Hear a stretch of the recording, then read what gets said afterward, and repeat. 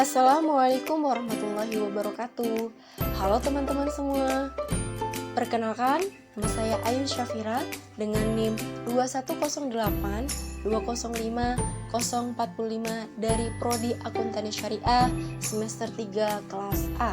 Di sini saya akan membuat video tugas akhir mata kuliah Akuntansi Syariah dengan tema Sejarah Akuntansi Syariah di Indonesia. Untuk teman-teman, jangan lupa subscribe, like, share, dan komen ya teman-teman. Dalam memahami tentang akuntansi syariah, tidak ada salahnya kita melihat dahulu konsep akuntansi konvensional. Akuntansi konvensional diterbitkan oleh seorang pemikir dari Italia yang bernama Luca Pacioli. Pria yang dijuluki sebagai bapak dari akuntansi dunia.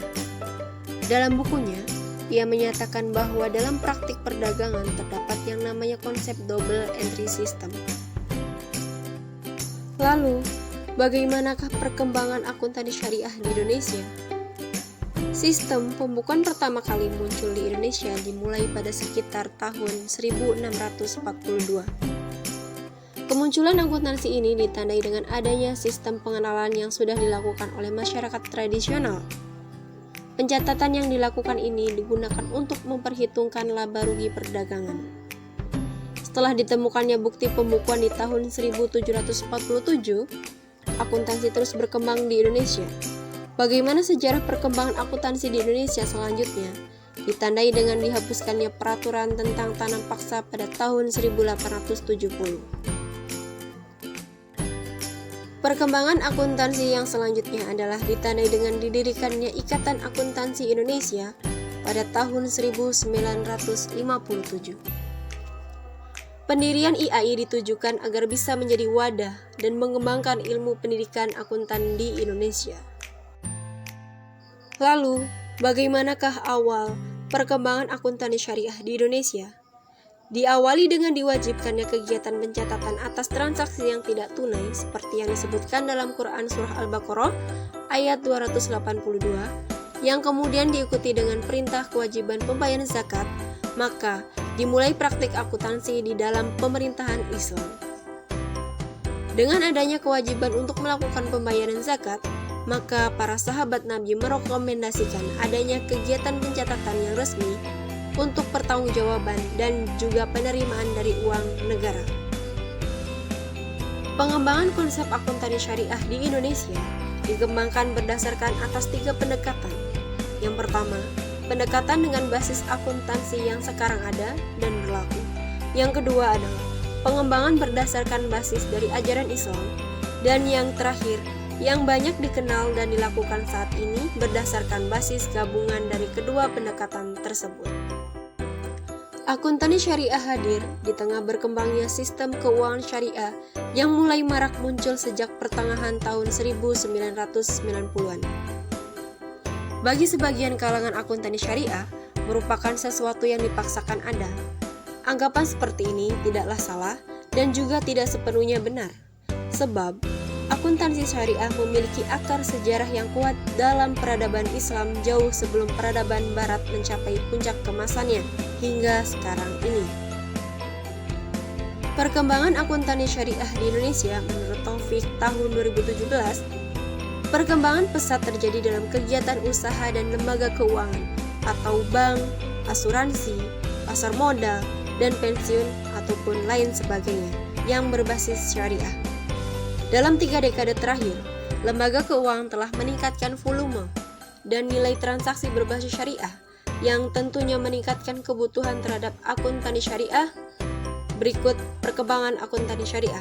Yang pertama, pada periode sebelum tahun 2002, walaupun bank muamalat sudah beroperasi sejak tahun 1992, namun sampai dengan tahun 2002, belum ada PSAK atau pernyataan standar akuntansi keuangan yang mengatur, sehingga pada periode ini masih mengacu pada PSAK 31 tentang akuntansi perbankan. Walaupun tidak dapat digunakan sepenuhnya, terutama paragraf-paragraf yang bertentangan dengan prinsip syariah, seperti perlakuan akuntansi untuk kredit. Selain itu, mengacu pada Accounting Auditing Standard for Islamic Financial Institution yang disusun oleh Accounting and Auditing Standard Organization for Islamic Financial Institution, suatu badan otonom yang didirikan pada tanggal 27 Maret 1991 di Bahrain. Lalu, yang kedua, periode tahun 2002 sampai tahun 2007.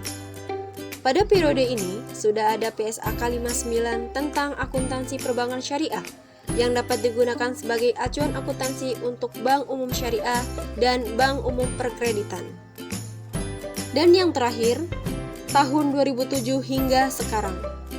Pada periode ini, DSAK atau Dewan Standar Akuntansi Keuangan mengeluarkan PSAK Syariah yang merupakan perubahan dari PSAK K59 KDP PLKS atau Kerangka Dasar Penyusunan dan Penyajian Laporan Keuangan Syariah.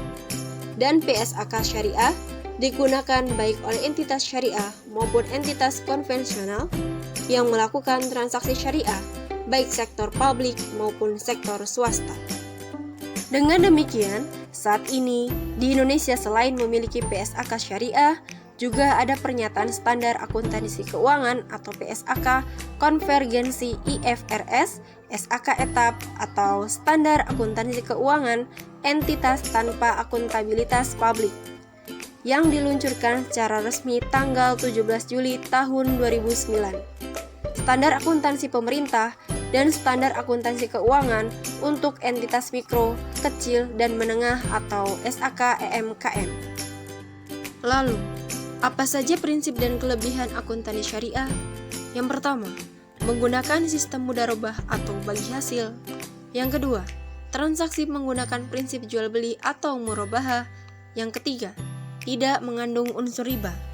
Yang keempat, mengandung unsur tegang rasa atau zakat. Yang kelima, memiliki landasan hukum yang berasal dari Al-Quran dan hadis. Kelebihan akuntansi syariah yang paling penting adalah ia disusun berdasarkan kaidah agama Islam, yang dimana ketentuan dan dasar hukumnya bukan berasal dari aturan yang dibuat oleh manusia, melainkan oleh Tuhan yang Maha Esa. Oke teman-teman, itulah beberapa penjelasan mengenai sejarah akuntansi syariah di Indonesia. Wah, ternyata akuntansi syariah lebih dulu ada dibandingkan akuntansi konvensional.